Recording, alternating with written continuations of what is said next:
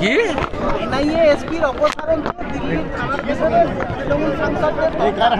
ও ফালতু সব ড্রামাবাজি, ও হারবে জানে, ওই জন্য পালাচ্ছে। এবারে শুভেন্দুরা, ভূপতিনগরে বসেই দেশের সার্বভৌমত্ব আর নিরাপত্তার ক্ষেত্রে কি বিপজ্জনক কোনো ষড়যন্ত্র হচ্ছিল? কি বলবেন ভূপতিনগরের এই কেস নিয়ে? ওখানে বোমা তৈরি করা হচ্ছিল RDX এবং জিলোটিন স্টিক দিয়ে। এইগুলো সাধারণত দেশদ্রোহীদের কাছে থাকে। নিশ্চিতভাবে যে ম্যাটেরিয়ালের এক্সপ্লোশন ওখানে হয়েছে, যাতে 3 জনের দেহ ছিন্ন বিচ্ছিন্ন হয়েছে, যেটা প্রমাণিত। এর বাইরেও কয়েকটা দেহ গায়েব করেছে, যার প্রমাণ এখনো কেউ পায়নি।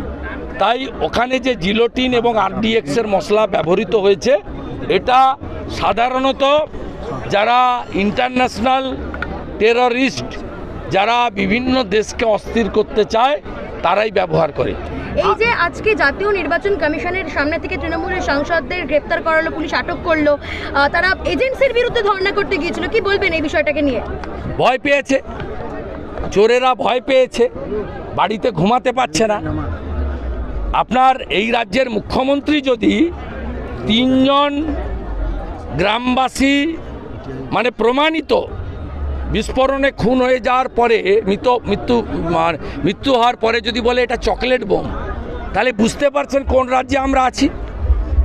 জন্মেঞ্জয় দোলাই শিডিউল কাস্ট পরিবারের যুবক, আগে বামপন্থী ছিল, পরে বিজেপিতে যোগ দিয়েছিল, তাকে ভোটের সময় খুন করেছেন। দেবব্রত মাইতির খুনিরা বাইরে, খুন করেছেন বলে বাইরে।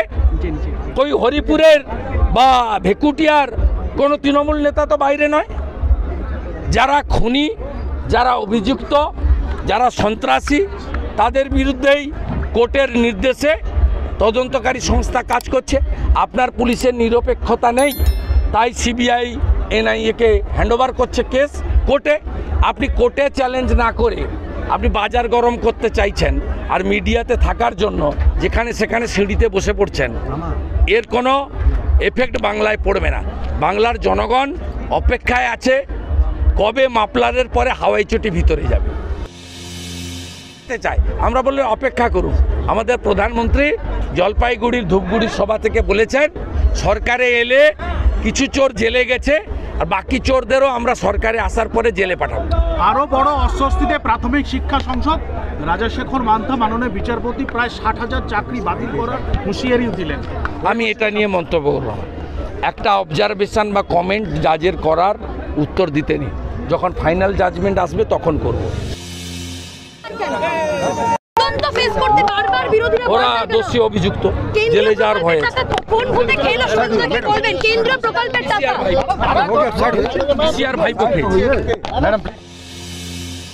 তো হয়েছে, সংখ্যাটাও কম নয়। আমি দাবি করব এই ভুয়া চাকরি প্রাপ্তদের নির্বাচনের কাজে যেন ইলেকশন কমিশন না লাগায়। সন্দেশখালীতে ফের আক্রান্ত পুলিশ কনস্টেবলকে, সেখানে ধারালো অস্ত্র দিয়ে তৃণমূলের লোকরা করেছে। চলুন।